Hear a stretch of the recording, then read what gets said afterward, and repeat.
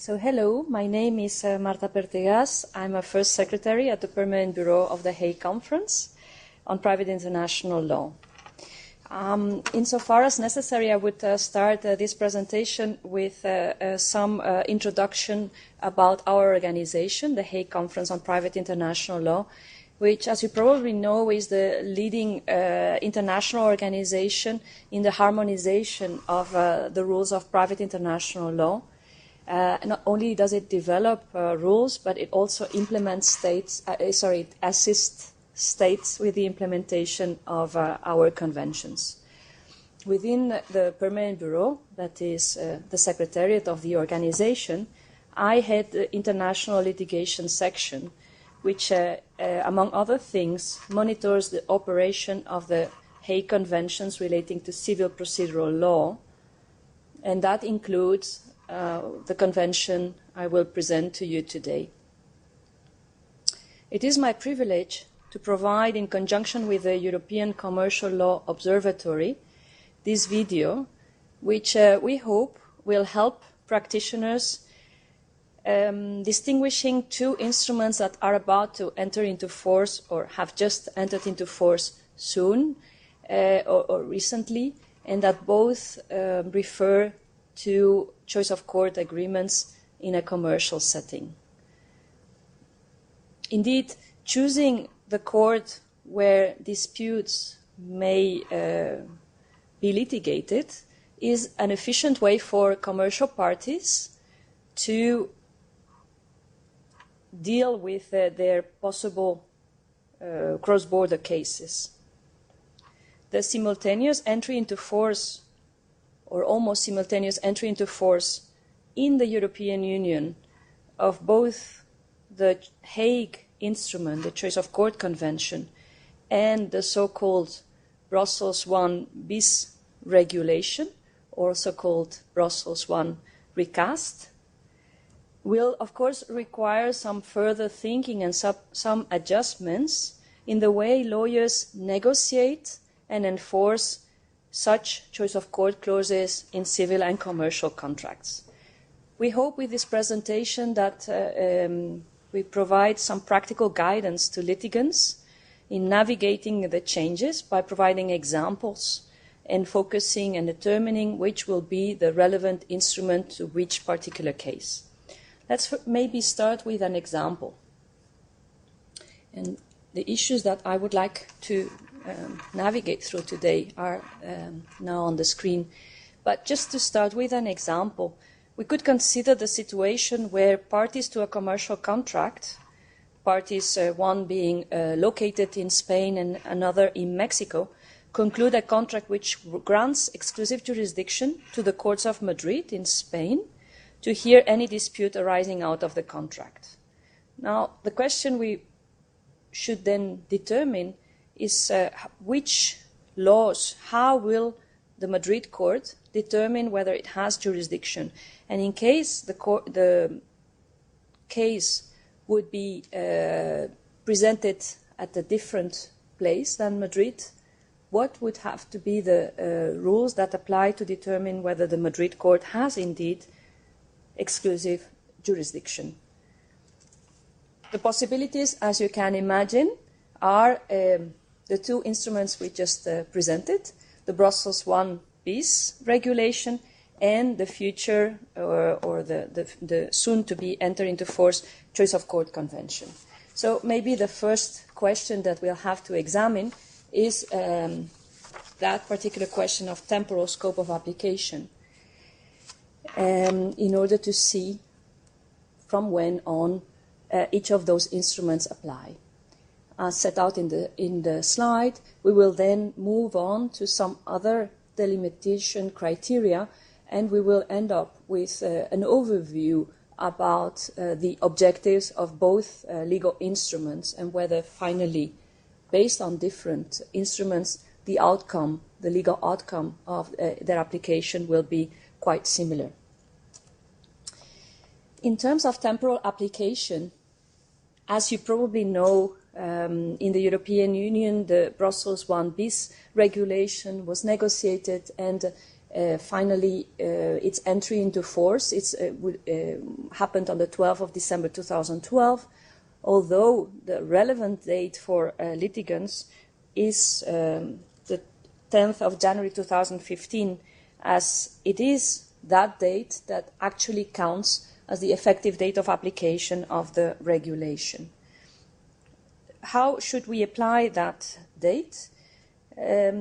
Article 81 specifies that actually only proceedings instituted on or after that date, the 10th of January 2015, are governed by the current Brussels 1 bis regulation, while the previous regulation, the well-known Brussels 1 regulation, remains valid and effective for proceedings commenced on the 9th of January 2015 or earlier. This is as far as the European instrument is concerned. As far as the Choice of Court Convention is concerned, the triggering factor will be the ratification by 2 states. Now, the first part of that condition is met as Mexico deposited its instrument of accession already in September of 2007. Soon, the European Union will also join Mexico as contracting state of that convention. Actually, from December 2014, with the decision that the Council of the European Union approved on the 4th of December of 2014, the European Union is now in a position to deposit its instrument of approval within the Ministry of Foreign Affairs of the Kingdom of the Netherlands, which is the depositary of the convention. This all means that if the European Union follows the tentative schedule, the instrument of approval will be deposited around May or June of 2015, and following that, the convention will enter into force on the first day of the month following a period of 3 months after that date. This all means that the expected entry into force of the convention is around mid-late 2015. So the conclusion is that both instruments will be applicable later this year, 2015. It is also important to recall that the temporal application is triggered or is determined on the basis of different factors. As we said before, for Brussels 1 bis, the important date is the date of institution of the proceedings, as Article 66 sets out. While, as far as the Choice of Court Convention is concerned, the focus is on the date on which the Choice of Court Agreement was concluded, not necessarily when the proceedings started, but only for agreements concluded after the entry into force, the Convention will apply. Now, the common theme for both instruments is, of course, that none of them foresee a retrospective operation, and so both of them will only be applicable for future litigation or for future contracts, depending on the relevant instrument. So in terms of timing, this is how things look like, and I think the conclusion is therefore that later in 2015, for EU litigants, both instruments will be relevant. Now, let's maybe zoom in that territorial application, because while it is true that the European Union litigants will have to deal with both instruments, there are some peculiarities that have to be set out. In the first place, as you know, as this was already the case with the Brussels 1 regulation, the Brussels 1 bis regulation only applies to EU member states, excluding Denmark, and it only applies whenever the agreement designates a court or courts in a member state on the basis of its Article 25. On the other hand, The Choice of Court Convention is said to be a worldwide instrument, an instrument that is open for ratification of all states in the world. It will eventually therefore have a broader scope of application than Brussels I bis, and nevertheless, it will only apply when parties choose a court in a contracting state, For the time being, it only applies to Mexico and the European Union member states. But the prospects are that many other states will join the convention, and that will thus expand the number of possible contracting states. If, for example, a company X is resident in Spain and it sues a company resident in France, and in that contract there is a clause in favor of the courts of Monaco, Monaco not being a member of the European Union. If Monaco soon joins the convention, which is something we might expect in a foreseeable future, then it is the convention that applies, as Monaco is not a member of the European Union and would at that point in time be a contracting state of the convention.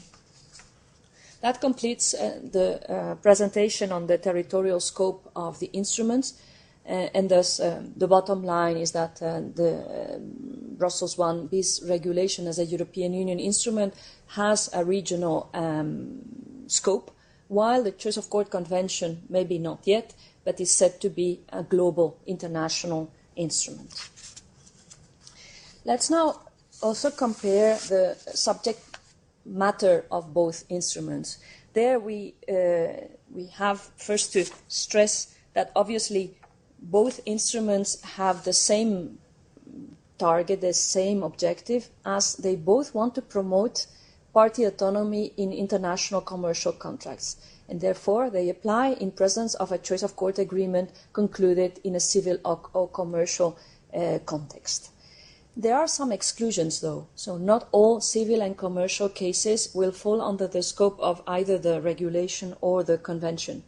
And the slide shows which are the exclusions which are common to both instruments, including the status and legal capacity of natural persons, including rights in property arising out of matrimony, wills and successions, bankruptcy and arbitration. So those are common exclusions. While there are some differences as far as the excluded matters are concerned, because, as you know, the European rules apply to insurance contracts, consumer contracts and employment contracts, although they foresee protective rules which limit the effects of those clauses, of those choice of court clauses in the context of those particular contracts, with the idea of protecting the weaker party. This is also achieved under the worldwide instrument, the Choice of Court Convention, but in a different way, by simply excluding those contracts from its scope of application, with the exception of insurance contracts that are not excluded from scope of the Choice of Court Convention.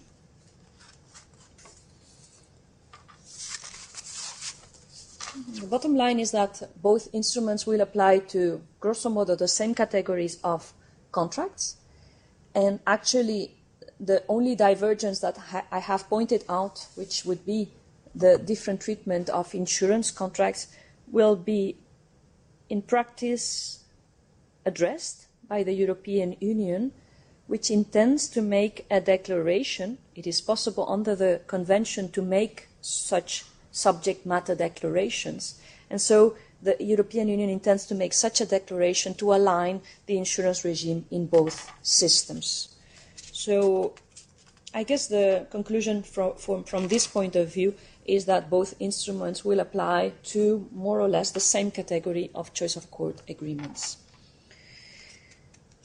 With those parameters, temporal, geographic, and substantive scope of application, the question could possibly be can there be a conflict between the instruments? And actually, theoretically, that could be the case, as we've seen that in the European Union, both instruments will soon be fully applicable. Fortunately, this is a question that was already considered when the first instrument, the 2005 Choice of Court Convention, was negotiated, and it was foreseen in Article 26 that in such cases where both instruments apply, a regional instrument and a global worldwide instrument, that logically the more specific instrument, the Brussels 1 bis regulation in this particular case, would take priority. That is then the result, or let's say the Article 26 is the result of that policy.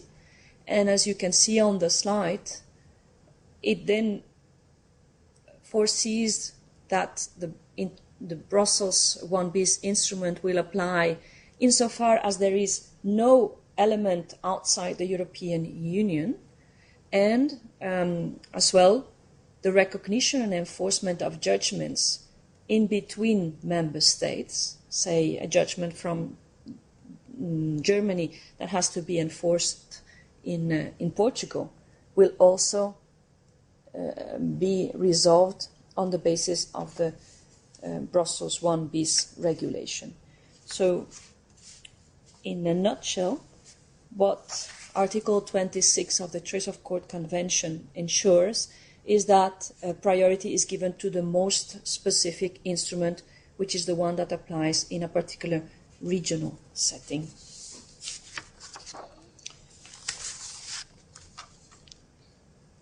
Let me just come to the final part of this presentation, which tries to address the fact that despite the different instruments, the result that both instruments will achieve will be most generally the same. Because actually, both Brussels 1 bis and the Choice of Court Convention, although we don't have time to go into the details, will end up achieving three main objectives, if I could say it this way. On the one hand, you could see an obligation for the chosen court under the agreement, to hear the case. And here the only difference that one has to point out is that although while the regulation applies to non-exclusive jurisdiction clauses, the Convention can only apply to such clauses by means of a declaration, which is a little bit different scope for both instruments, but the result will be the same. The chosen court must hear the case unless some specific cases that shouldn't be addressed now. And the similarity has also been reinforced by the change introduced in the Brussels 1 bis regulation with regard to the validity of the Choice of Court agreement. While there was no certainty in Europe as to which law would govern the validity of Choice of Court agreements until recently, Article 25 now includes a rule, a conflict of law rule, which clearly aligns the regime with that of the Convention.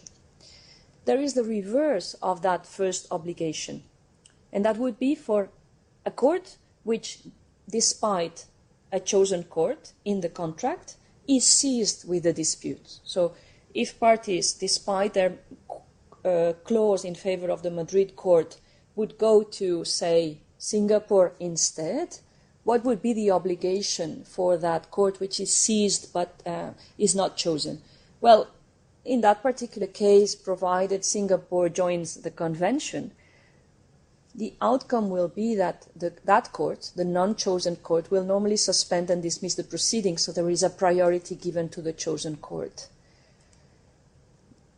There, as you probably know, there has been lots of dispute in the context of the European Union about what happens if, despite a clause, parties would go and start proceedings elsewhere, and whether it shouldn't be acceptable to give priority to the first seized court. And you may know about the Gasser case, which was an infamous case for many, because the European Court of Justice accepted that reasoning, that the first seized court should get priority.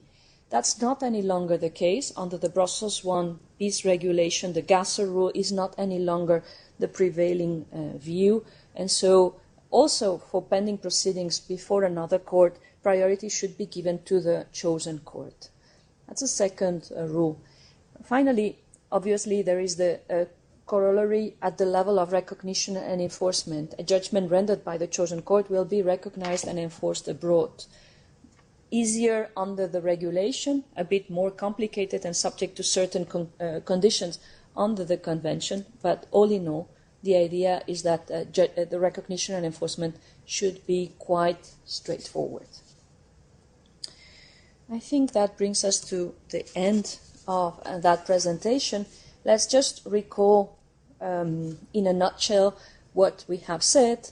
And I think from a temporal point of view, the instruments, as I think is clear to many of you, will be relevant for your practice later in 2015. They are triggered by different events in time, and so you have to be attentive to that particular difference in between the two instruments. From a territorial point of view, if you are located in an EU jurisdiction, then other than Denmark, both instruments will be relevant, and whether the convention prevails is something that will be determined by the presence of a non-EU element in that particular dispute. Obviously, it is hoped that the territorial scope of application of the convention will grow significantly over the coming years and will soon be an instrument that is as important in the world of international jurisdiction as the New York Convention, the 1958 New York Convention, is in the world of international arbitration. In terms of the subject matter, as we have seen, both instruments will lead to similar results. And then we have discussed the give way rule that allows Brussels I bis to take priority when the circumstances of the case are confined to the EU territory.